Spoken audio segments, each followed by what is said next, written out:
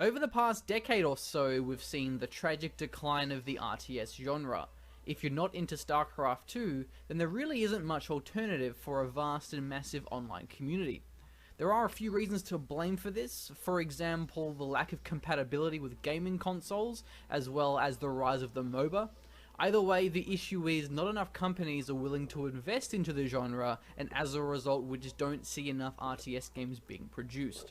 RTS games is something that I'm immensely passionate about. I've grown up with them back in their golden era, and have stuck with them ever since. I've played a number of them at a competitive level, and here on the channel I do shoutcasting for a variety of different games. With RTS becoming so niche, it's resulted in a very misunderstood genre. It's inspired me to make this series of videos where I break down RTS game design philosophy and explore what makes them fun, compelling, and successful. The first thing I want to talk about is why RTS games are so fun to play, specifically compared to other types of games. RTS is a very broad genre, so obviously a lot of different people enjoy them for different reasons, but at least these are some of the reasons for me personally. The main overarching theme is how satisfying and rewarding RTS games are to play. This is due to how complex and in-depth these games are, and how much is required of the players to fight their way to victory. To be successful in an RTS game, you need to learn and master all of its intricacies. You need to create and devise strategies on the fly and back them up with the execution of delicate micro and finesse tactics. RTS games make you feel empowered and almighty. And this is not by any means unique to RTS, but I feel as if RTS does this exceptionally well. Because you're not some fictional character or avatar, you the player are the grand strategist. When you Okay. I paused on another bad spot. You should keep playing. He's about to Um, finish his thought. okay. win, it's because you've outwit your opponent, whether it be through a superior economy or a counter strategy, or it's because you've crushed their army through tactical excellence or through better micromanagement and synergy of your units and abilities. You are forced to think critically and react under pressure, responding with difficult decisions and unit management where you understand the opportunity costs and rely upon foresight. So is that consistent with like our understanding of RTSs? Pretty much. Yeah. So it seems simple to start off with that, just less RTSs are made whenever this video is made as opposed to 10 years beforehand. And he says that there might be whatever reasons, but the reason isn't all that important. And that all this guy wants to do is to explain like what he finds enjoyable about them and how Hmm. you can be successful in an RTS. I mean, some of what he says sounds like how people talk about plenty of other genres, including platformers, right? Like, remember the days when everything was a platformer and every movie got a platformer and every IP was a platformer? Those were the golden days, even though they weren't good. There was only a few good platformer IPs back then, and there still are only a few good platformer IPs. And though they're being made much, much less today, like that's kind of that's just what it reminded me of, the old platformer lament. Um, so what I got out of this was, I mean, what he's going for is pretty much in the title, like why we play RTSs, and what he's trying to do is say give reasons of why he enjoys RTSs and the reason and why it's unique to RTSs as opposed to other genres of games, and pointing out, those unique aspects, um, is why he's doing this. Hmm. In general, he's just kind of describing what all games of strategy are like.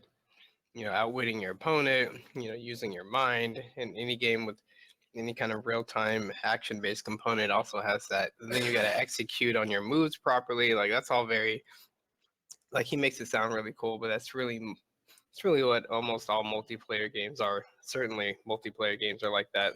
I know some are team based, so you may not have all the abilities to execute strategies as you see them, and you may have to coordinate amongst your teammates and so on and so forth. But in general, what makes RTS games so far in the discussion, it's the same thing that makes other kind of action strategy games appealing. But this I is think, also like the introduction. Hmm. Yeah, it is. There are other videos because this is part of a series. We're not going to go through all of them, maybe just two more videos. But I think the only unique part he mentioned, because he did talk about things like strategy, leveraging your knowledge skills, adapting and creating strategies on the fly, and things like that. Mhm. I think what he said about micromanagement, where you're using finesse to manage all the individual units, is Mhm. probably the one unique thing to RTSs because you don't do that in a turn-based strategy game. Doesn't that, is that part of MOBAs? Do you know? I aren't MOBAs you just control one character? You're not controlling like a fleet or I'm pretty Yeah, sure it's that's what they are. true. You only control one character in a MOBA, but as far as depending on what kind of argument he's trying to make here, if he's just trying to say micromanage it, just being very precise control over small details, well, that's the kind of thing you do in any game, any real-time game, whether it's just your character or you're in control of a lot of units. But if he's specifically trying to talk about um, the control of a whole bunch of different units across a map and how you have to spend your resources of attention in order to apply extra focus in some areas and others, that's pretty unique to real-time strategy games. Yeah, and I think Okay. it's fair to assume that that's what he's getting at. And we Mm. had some of that in when we played Sins as well. I remember you or yourself would talk about attacking certain parts of enemy planets, like you would try to destroy their capital ship factory or whatever. Yeah, there are some moments where you want to. Sometimes you can just send off your ships and let the AI do its things, but there are other times where you kind of want to take more fine control of what those ships are doing. And also, Sins of the Solar Empire is why I brought this video up, because it was the only thing I could find that talked about RTS that we could watch over. RTS games make you feel brilliant and cunning because of the way you outsmart and outplay your opponents. From the perspective of a more casual mindset, there's definitely more fulfillment to be had in RTS than just the competitive side of conquering your opponents. In RTS games, you generally start off with almost nothing, and from there you grow. Whether it be creating a self-sustaining base of production, sprawling with strategically placed defensive turrets, or creating an empire of intertwined cities with hundreds of villages fueling your economy. RTS games appeal to our creative side and make us feel good about our digital creations, especially how these vast constructs of ours serve a practical purpose, whether it be to produce a massive dynamic army of tanks, or whether it's to hold off a swarm of enemy attackers. There's also the visual component. So that struck me as an interesting point in that uh, there's the dual aspect of RTSs as not only competitive but creative. And I'm trying to think of like what's the difference between that and Sim City? I think the difference, what he said, was practical purposes. In SimCity, that one's a bit more of a sandbox, a bit more of a toy where you just build it however you want. Like, I think the only negative thing So is like the weather effects in that game. yeah, but And the monsters. Yeah, that too. so I understand that SimCity doesn't have explicit goals, but what about the player who says, I want to make a city that reaches such and such population or has so many cars on the road or whatever? Do you think that would be kind of approaching RTS gameplay? I'm not No. sure if it's approach. I wouldn't say it's approaching RTS gameplay, but it may approach the thing he was talking about being creative and building things the way you want. And Mm. also practical, building something towards a purpose. I guess, but it's not as enforced by the game. Again, that's something more the player puts on themselves. Whereas in RTS, you do that, with the intent of winning. So in RTS, it would be specified like within the game rules. Yeah, Okay. I mean, when people like to talk about creativity all the time when they're talking about their favorite games, but that's just part and parcel to the genre. When you're talking about strategy games, by nature, they're trying to create these interactive play spaces where you have all these options. And then because it's balanced or close to being balanced, you know, the what options you pick, how you pick them, where you choose to do them, and why and how, all of that uh, is your primary means of expressing your creativity and understanding of the system. So like yeah, all these games are when they're designed as intended, like the as the genre sort of stipulates, that's where the creativity comes from. It's important, but it's not something that has to be stressed so much. Like that's why you play them. Like it's not a big linear game of let's see we can do the same thing fastest, right? Hmm. That's why they're strategy games, and that's why people like them so much. Yeah. Of what makes RTS games fun. Since they're from a bird's eye perspective, they can be quite grand in scale. It can be very epic and tense to see two massive armies clash, but especially because of how connected the players are to these armies. They represent and manifest the entire game's worth of strategic, economic, and production investment, and are shaped by all of the previous battles. It can be hard to quantify and express something as simple and subconscious as fun, but that's at least some examples of why I really enjoy playing RTS games, and that's going to wrap up this video. In each of the future videos, I'll be exploring a certain component of RTS, such as pacing, economy, and micro.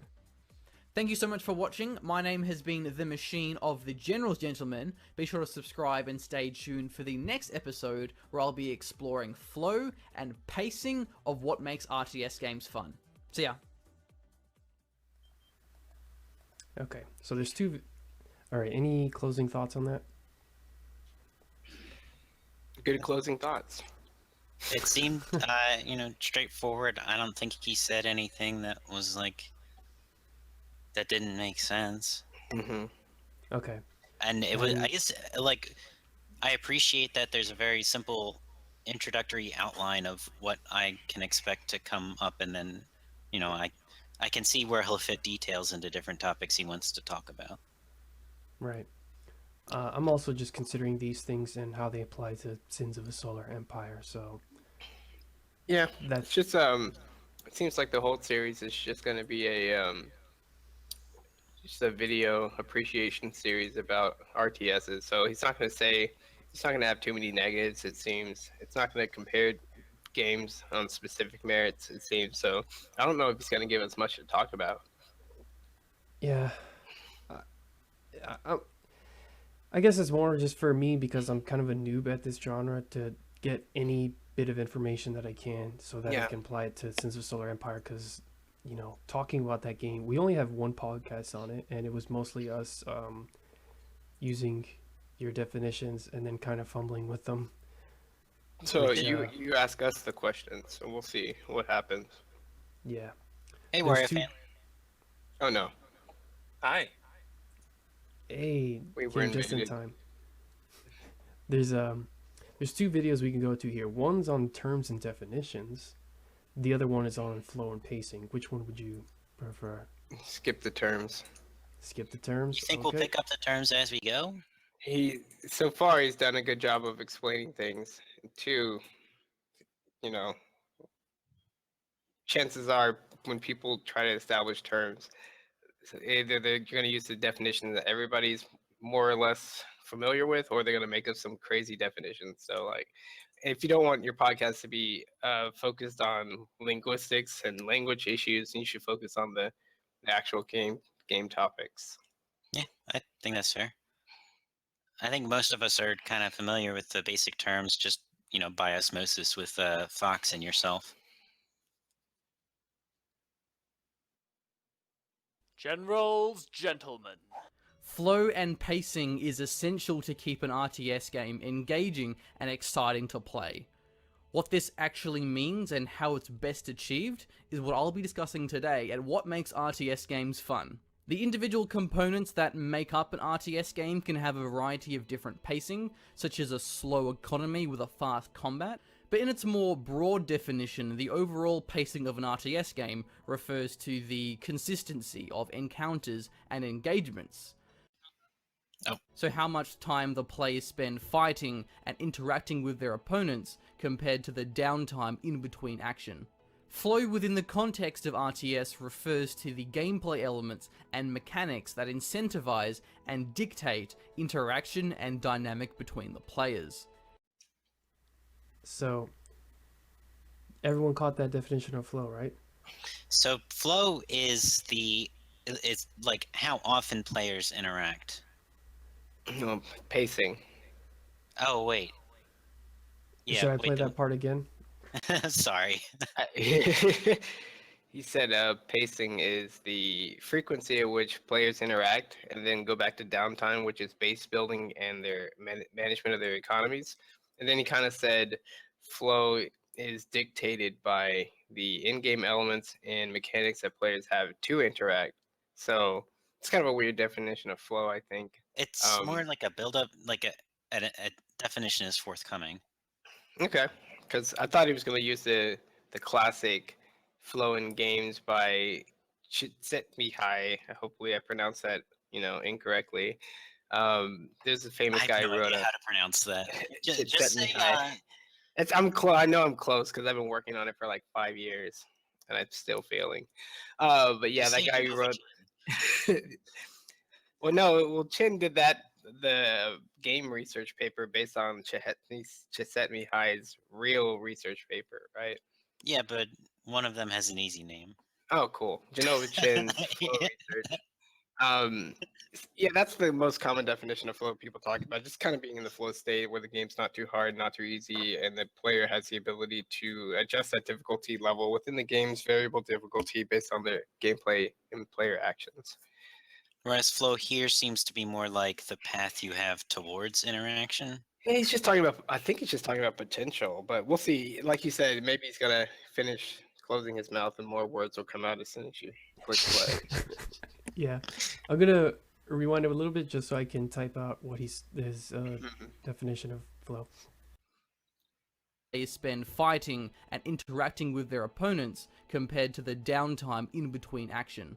Flow within the context of RTS refers to the gameplay elements and mechanics that incentivize and dictate interaction and dynamic between the players. Every game has the potential for continuous action, but it won't be reached unless there are vulnerabilities to exploit in your enemies or objectives to contest. An objective is something the players fight over in order to gain an advantage. This can be a number of different things such as additional resources, vision like the Zelnaga watchtowers in StarCraft 2, win conditions such as the victory points in Company of Heroes 2, territorial advantages such as garrisons or choke points. The more interesting objectives, however, are the ones that are, rather than neutral, are actually attached to a faction's design, such as the tunnel networks of Command and Conquer generals or the creep networks of StarCraft 2. These grant the factions mobility, but can be denied by their opponents. Despite their vast differences, all of these objectives keep the game flowing and active. By giving the players a means to gain an advantage, it forces their opponents to respond, be aggressive, and interact in some way. The other crucial part... So, just a basic part of objectives is the idea that in any multiplayer game you have two objectives that are at odds with each other. And that's just how he's describing how that gets implemented in RTSs. Yeah, and the most important part is that objectives are things that players are going to fight over. Okay. He's creating vulnerabilities, which allows a player to punish their opponent. A vulnerability can refer to a weakness in tech or army composition, for example, lacking an anti-tank or anti-air. Not only does this urge a player to attack if they have an advantage, it also incentivizes scouting of the enemy tech structures or army composition. It also creates the dynamic of counter-scouting, which can create a lot of smaller skirmishes. Other types of vulnerabilities can include weaknesses of a player's base or positioning. This opens up harassment of their exposed economy, infrastructure, or army.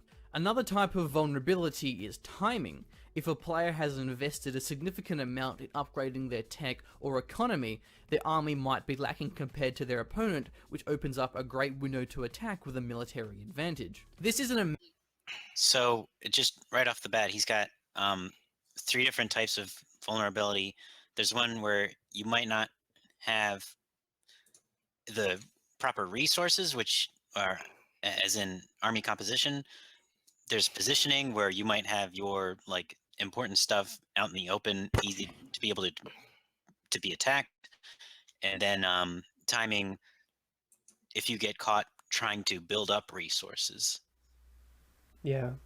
To me, the most helpful part of this part, well, that was weird to come out, is that it gives me a framework to look at Sins of a Solar Empire, because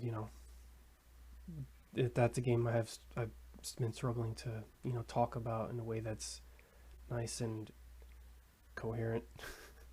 So yeah, Right. And because it's talking about interplay. The thing that we spend 20 minutes trying to break down a definition for. so in specific, you might say that a Titan will get you towards the objective of killing another player, but it also requires a time investment where you can't spend a certain amount of resources and you're devoting a certain amount of resources to building this thing.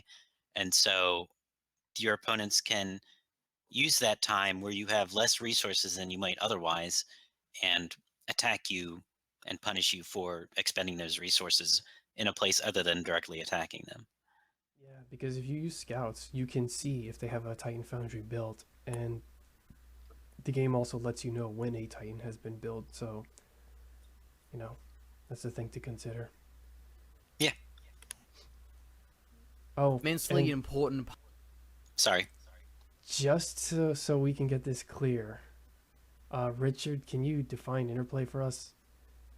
Okay, so interplay is essentially the game rules that define and govern the interactions between specific game elements, and these particular interactions are for they have a counter operative function, right? So it can be as simple as when two bullets hit each other, there's a line of code that says these two bullets nullify each other. That's interplay, right? They're getting in each other's way, they're stopping each other's progress. There's something about the function of the elements that gets altered, canceled, or changed because of these very specific interactions. And a lot of times it's as natural as thinking when you punch something, it needs to go into a I am punched state. If I shoot something, it takes damage. Just very basic rules that we already understand, but thinking about them in terms of the very specific interaction that's being highlighted is important. Okay. So, and this was a question yourself asked me, and is kind of when I got tongue-tied, is what is a counter? Yeah, a counter is just something that inhibits, redirects, or stops the function of some other element, right? So if there is an element that is continually popping out Goombas, right? Super Mario Brothers, those pipes that continually shoot out Goombas, you may counter it by walking close enough to the pipe that triggers a very specific rule that says if Mario is standing so many pixels close to this pipe, do not spit out any more Goombas. Or if Mario destroys the pipe because he's Giant Mario, then obviously do not spit out any more Goombas. So there are just lines of codes that dictate and govern specific functions as defined by the game.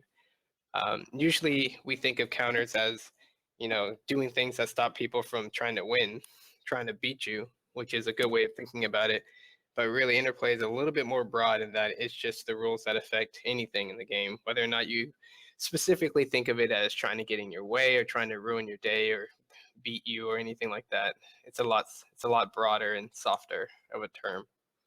Okay, thank you. Now I have this recording. I can just link to this part if that question ever comes up again. Thank you. Oh, one other thing. Because, see, we always had examples of Mario, but now it's just getting me or helping us understand interplay for a strategy game. Mm-hmm. Like, say, a turn based strategy game like Advance Wars, because I love Advance Wars. Mm-hmm. Like, what would the interplay of that be? Because you don't think of it the same way where it's just like direct mechanics. Goomba runs towards Mario, Mario jumps over it, or whatever. So Yeah. what would it be for something where you have more indirect control of many units, like in Advance Wars or an RTS? like you're saying, the real timiness of it doesn't really matter. At some point, the elements in the game have to interact. So we got to look at the rules of what happens when they try to do so. Some of the most basic types of interplay that I love in Advance Wars is the fact that you cannot move your units through enemy units and vice versa. So depending on what kind of units you're up against, you can create formations and walls and blockages to where you force their units to move around you, which can create pockets of opportunities and openings for you, some of your weaker, vulnerable units to sneak through enemy lines without being attacked directly, which is pretty cool. But that basic rule of saying you can't move through enemy units sets up a lot of interplay and counterplay opportunities in the actual gameplay. But it's a really basic rule that everybody understands. Beyond So the that, go ahead. so the interplay there is just literally that a unit can't move through another unit. Yeah, it's a But what single line makes of code. right, but then it ripples forward and impacts your gameplay choices, and so like the Mhm. impact of the interplay is almost more interesting than the interplay itself. Yeah, like every for the most part, the emergent possibilities in the strategy should far be more interesting and numerous than the actual underlying rules. That's why people like the concept of easy to learn, hard to master. The essential rules involved, the complexity is relatively low, but as you continue to think about the consequences and all of the different combinations, it just explodes exponentially, right? That's what people like in general. Nice. So I'm wondering, Richard, what have you played any RTSs? I played StarCraft 2 a lot when I was a kid. I played some Wait, whack. you played What? StarCraft 1 a lot. StarCraft 1. I keep thinking Brood War is StarCraft 2 because I got Oh. I just think of Brood Wars 2 because it kind of is. But that's all right. I played StarCraft 1 a lot in 2000 for like a whole summer, and then some, and I watched, the esports and the rise of esports along with StarCraft. I've played a lot of goofy RTS type games on DS and Wii and GameCube and stuff, so mostly Oh, StarCraft. okay. So this might be a bit of a huge question to ask, but or because I basically want to ask you like the interplay of StarCraft because one of the things that after hearing you talk about Advance Wars that kind of just now, holy crap, now I don't know how to talk about this game is the fact that units don't really block each other because it's a space game. There's a lot of open space and units are kind of really small and they're almost to scale with like the Mm. size of the planets. So using units to like block off where other units could go isn't really a thing in that game. So I'm thinking Yeah, it still if happens. In a typical game of StarCraft, what you see in their openings is they try to get as robust of an economy as possible while creating a flexible defensive offensive force. This typically involves building units to um, block off your entryway. So a lot of StarCraft maps are designed with very narrow, like two block width entryways up into their base and only one or two entrances, right? So players will either use buildings to block off most of that space and then only have a narrow passage to where their own units can get through. And they literally put a unit in between their buildings and it creates a solid wall that opponents can't get through. And So yeah, they do that all the time as a standard strategy. So the parallel in Sins of a Solar Empire would be having like your home planet where you build all of the important stuff, you're doing research and you have a good economy, and then you have outlying worlds like next to your planet with heavy defenses. And so for any enemy force to get to your gooey center home planet, they have to travel through these really hard defensive planets where they'll take big damage. Hmm. yeah, well, Richard hasn't played it, I don't think so. But Yeah, I Greg, know. I can contest to that it's mostly putting a huge amount of defense on one planet because the map is still organized in the phase lanes, which are Right. What's one interesting, directional. your typical RTS like StarCraft, you'll have full range of two dimensions, whereas in Sins of a Solar Empire, each planet within itself will give you two-dimensional gameplay, but then um, you only have certain predefined lanes for getting from one planet to the next, and so there's like a linchpin kind of thing going on. Yeah. Other question is outside of say, combat between units. Oh, Richard just answered the count. I wanted to save that one for after I finished with interplay, but thank you. Um, how would you describe the interplay between things outside of combat, like economy? Because I feel like that is a place where interplay occurs. Because you played Advance Wars kind of has that too, I guess. So like, there's no direct thing that you can do across the map to affect your opponent's economy. That's just a resource that they can optimize. They have to manage on their own. The most direct way to affect your opponent's economy is by attacking their workers in a game like StarCraft. So like, the point is to get deep enough into their base, find out where their nexus or whatever is, their command center, their hive, their lair, and then attack their workers, because those are literally the little units going back and forth collecting the resources to give to the army, right? So what I really like about StarCraft in that way is they have a very organic and visual way of understanding the heart of your opponent's resource gathering, right? The heart of their economy, and by attacking that, you pay yourself dividends, because for every worker they lose, they have to both build another worker, get it to the right spot, and then start mining. And that even the time they spend building the new workers, even if they're rich, is a huge loss. It sets them back on the economy curve, if you will. And Sterling wrote a whole article series about a college course in Berkeley. Yeah. About StarCraft and how they teach you the underlying calculus behind these the many of the calculations that happen in RTS games like StarCraft, and a little bit about the curve and the rates of stuff. And it's just really interesting. But essentially everybody knows if you blow up some of their stuff, it's going to set them back, and that's essentially all you need to know to play. So here you say it now, I definitely overthought it. And since your economy is much more directly influenceable, because your homeworld has just as many resources as any other planet in the solar system.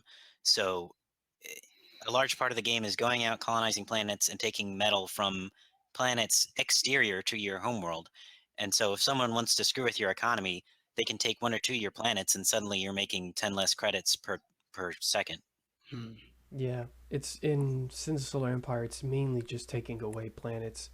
Or if you can't take away the planets, blowing up their trade ports, destroying their frigate factories, destroying structures basically, because those are the things that either make them money or make them units. So yeah, that's the interplay to economy there, or interplay to logistics, I guess is the other word for it. That is a good point. I will bring up counterpoint later. So let's continue on with the video. A great window to attack with a military advantage. This is an immensely important part of making an RTS game fun. If there's no flow, then it'll just feel stale and repetitive, whereas reactionary interaction and counterplay keep a game feeling fresh and interesting because it opens up a lot of variety and keeps each match feeling unique. The objectives and vulnerabilities is also a vital part of strategic depth, because it creates a lot of decision making and opportunity cost. There's also certain things to avoid in an RTS game that really cripple the flow and the pacing. Certain mechanics and gameplay elements grant too much of a defender's advantage or actually punish a player for being aggressive. The most classic example of this is the ramp system in StarCraft. Whilst it is necessary for the overall faction balance, it practically renders it impossible for early aggression or harassing the opponent's main base. Another example that really slows down our... So, his point there is that it's bad to give players incentive to wait to act.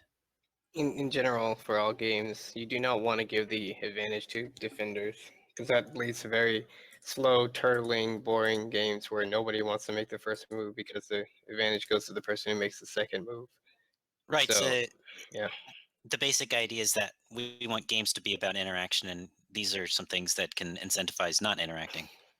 Yeah. Waiting is basically not interacting, or delaying interaction. Okay. The ramp thing he's talking about, I think he's talking about in StarCraft 1 Brood War. They have a attribute where if a unit is on a higher plane or on a ramp, right, because it's ramping up, they have a percentage chance of the attacks missing, or maybe the lower units just do less damage based on that same ratio. So it makes it to where, being in your base, holding the higher ground, you're able to defend your base better than someone attacking it, just unit to unit wise. Oh, And gee. it's like it's part of the game. He said something about how it discourages early aggression, but I'm not even sure that's just like a really gross generalization because people think StarCraft Brood War, at least by the end, is just really well balanced, and there's all these different kinds of incentives for rushing, early scouting, and doing proxy based strategies where you kind of build a mini base outside their base to shorten the time it takes your units to get to their opponent's base. I've seen a lot of different things, so I don't know if what he's saying is either just like an irky thing that irks him, something that's a serious issue, or just kind of trying to give a general example to illustrate his point. Yeah. May not be the best example, but his idea that he wanted to build to was saying, don't make the game too defensive. Hmm. Might not have been a good example, but that's the point he's aiming for. And I think that's one we can agree with. Yeah. All right, ready. RTS games is where base defenses cannot be efficiently countered until the use of late game artillery units. A better way of implementing base defenses is that so they're only effective against a certain unit type. So then as a result they can be countered by mixing in other units or ensuring that there's always a low tier artillery unit available. The player should always feel as if they have the ability and the tools at their disposal to be proactive and respond to any threat that may arise. It's a bad idea to force a player to sit back and wait a few minutes until they tech up and gradually get some dropships or artillery units. It's just frustrating and tedious, and it distracts from the player feeling empowered, which is a vital part of RTS games. Those are some examples that make it difficult to be active and aggressive, but there's other situations that actually punish a player for being aggressive. For example, back in the active aggression beta, there was a mechanic involving pilots from destroyed vehicles that could be either captured or rescued for a return of resources. Whilst it may sound like an interesting mechanic, I found it actually had a very negative impact on gameplay. The problem was, every time you lost a vehicle, the pilot was potentially giving your opponent so much resources. So even if an attack was very successful, the pilots could return more resources than what they actually lost from the harassment. So it became far too risky to harass your opponent or engage near their base. So often long stalemates would occur because the two players don't want to attack in enemy territory. So what he's describing there is like a slippery slope where like you've already lost the resource of your unit that you're attacking with, but now you've given your opponent an additional advantage of more gold or whatever. Hmm. So that like losing rolls forward into losing harder. Yeah, and the part about long drawn out stalemates. Yeah, another thing you kind of don't want to have in a game. Okay.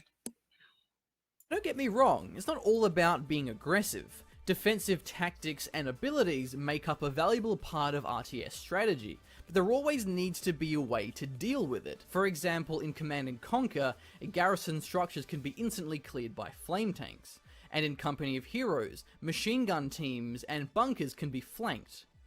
This is also a great example because it serves an immediate point of contention. The defending player will try and focus down the flame tank, whereas the other player will try and protect it. So in summary, proper flow and pacing isn't just about giving players things to do. It's about creating and encouraging conflict, interaction, and counterplay. Whether it's scouting, harassing, investing in a certain counter strategy, or the entire armies clashing together. Though it does have to be balanced out carefully. If a game is too fast-paced and cutthroat, it's going to be off-putting and stressful for newer or casual players. And if a game is too slow and doesn't flow properly, then it's going to fail to engage and retain its player base. Thank you so much for watching. My name is Callum, the Machine McCall of the General's Gentleman. Be sure to subscribe to the channel for more RTS content, and if you're a fan of my work, please check out my Patreon where I'm trying to turn RTS shoutcasting and content into a full-time career. Other than that, stay tuned for the next episode of What Makes RTS Games Fun, where I'll be explaining the definitions and terminology of RTS. Cheers. All right, so you know, I thought it was a decent video. Hmm. Yeah, he went more into a couple of specific concepts that are related to one another, and it made enough sense. There's no like, it seems like instead of understanding one or two games, it's more like an overview of this is an aesthetics of what we look for in RTS games. This is the kind of thing we value. Yeah, Hmm. this is the kind of thing that makes them fun, and I thought it was a good point to bring up at the end that it's not about giving things to do, but providing opportunities for conflict and giving them the fight over, Yeah. which is a good point to make at the end there. Good clarification to make at the end there. All right. So with that, I guess now is a good time for me to bring up Counterpoint because that was another one that we kind of fumbled around a lot on the Sins podcast. So, So Richard, what is? Oh, Greg, you go. I was going to say in the Sins podcast, if I recall correctly, we kind of viewed Counterpoint as having like each planet is a different base and it will be composed of different units and different resources, and so trying to attack two planets at once would be kind of Counterpoint, like dividing your attention between two different challenges there. Counterpoint mostly describes a type of level design, and level design is typically not the normal ways we think of level design are typically not applied to multiplayer games, right? So Mario, he has a sequence of things he has to do, and it's linear too. You go basically through the left to the right side, and you encounter these sequences. So we can then look at what's involved in those sequences and how they're ordered. But multiplayer games in general are more like a sandbox, if you will. They give you open arenas, which are areas where conflict can happen all over in these different areas. But then it's just, from there, it's just up to the players to fight however they want. So we typically don't use things like counterpoint or pacing in the same way we do when we talk about like movies or 2D platformer levels. So in general, counterpoint would be analyzing how the layers, the different elements and layers in the level um, are designed to encourage interaction between the two layers and how the interacting with the layers um, sets up the player for discovering things and overcoming certain challenges based on how they were kind of pushed down certain avenues and certain paths, and how ideas are transmitted because they tried to do one thing and it gives them the idea to do another. Like we look at all that stuff for Mario, but for real-time strategy games, you really don't think of it that way. There's not only are the maps like incredibly rehearsed because there's a handful of them and players just sort of like run these set plays for their openings, and then it's just based on whatever the other player does that determines their next move, right? But Actually, oh, that's kind of interesting in comparison to Sins of a Solar Empire, where there are some predetermined maps, but a lot of the time what you're doing is playing on a randomly generated map where you say, I want 33 planets and I want so many planets to this type and etc. mhm, And rather than a typical RTS where the maps are just pre-designed. yeah, interesting. Yeah, ultimately, it's this when your opponent is supplying most of what you are either concerned about, must respond to, or what you're interested in. You don't really consider more advanced terms and methods for analyzing level design because there really is no level until your opponent gets in there and starts doing stuff. So that's kind of another way of thinking about it. Right. Because yeah, I had an inkling we might have been misapplying the term because I remember asking about counterpoint before, and Hmm. the example you gave me was in Zelda an Octorok, mixed with a Zora. That's the exact one I used because two different enemy types, two different ideas, in mostly in the same space, and I was thinking, well, if that's the parallel to that in an RTS is whatever army formation they have. So say they have a bunch of long range units mixed in with a bunch of light frigates or whatever.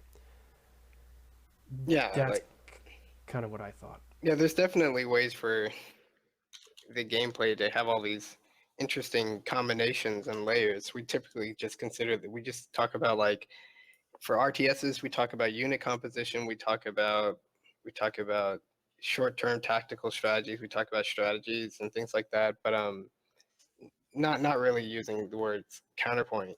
And we don't really talk about layers because like I said, it just depends on what the player is going for. And then if they do something, we just call that like, oh, that's a good strategy, that's a good composition they're using. They're using the uh, blink stalkers to cover the high ground, and then they're using the whatever on the low ground to block them. You're like, yeah, it looks like a great combination, but it's not the same as that combination existing already, and then people have to go through the area and encounter it, and then work their way through it or discover it like a set combination.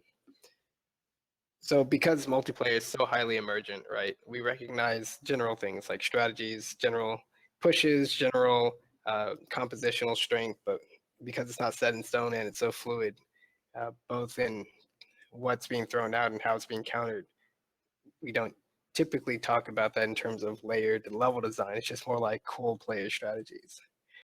That's like probably a better way of thinking about it, because Oh, that's like it's an Inside Out. everybody knows if you just sit there and do nothing, you will die from anything, right? It's your actions that build up your offense from that starting point. You don't start off with like an incredible defense or an incredible offense and then you can work to make it better. You start off with almost nothing and you have to work to make either your offense or defense or some combination legitimate. Yeah. So every second you spend, you're making a decision on how to either invest in offense, defense, or whatever. And because it's a game where you make decisions in order to make those things happen, that means your decisions give you pros and cons naturally. Because if you can't do two or whatever many things at once, that means you're making a choice on what to do. And anytime you do some things versus the other, you create natural openings and opportunities. And that's a very basic way to think about pros and cons. Like it's not about, oh, look, because I have to research a thingy, it created a timing window. No, you were trying to mask your timing vulnerability the whole time. And you at some point thought maybe if I invest in plus attack, I can get the advantage. But then just because he attacked you during that gap, you're like, well, obviously I was exposed the whole time anyway. So that's kind of how I think about it. You're not creating holes with your decisions. You have holes, and you're trying to create patches. You're trying to just create offense to kill your opponent's holes so that your holes don't even matter. That's what you're trying to do. You're trying to leverage the fact that they can't see what you're doing, and that you're trying to put together a plan that's good enough that you can win in that manner. And then that's why scouting is so important. You're trying to also take a peek at what they're doing so you can either make an adjustment or know when to attack to take advantage of the holes, because everyone has holes all the time. That's just, you feel it when you play the stinking game. You're like, oh man, if they got me right now, I'd be dead. Like I have no defense, and happens all the time. So I think that's just the realities of playing a real-time strategy game.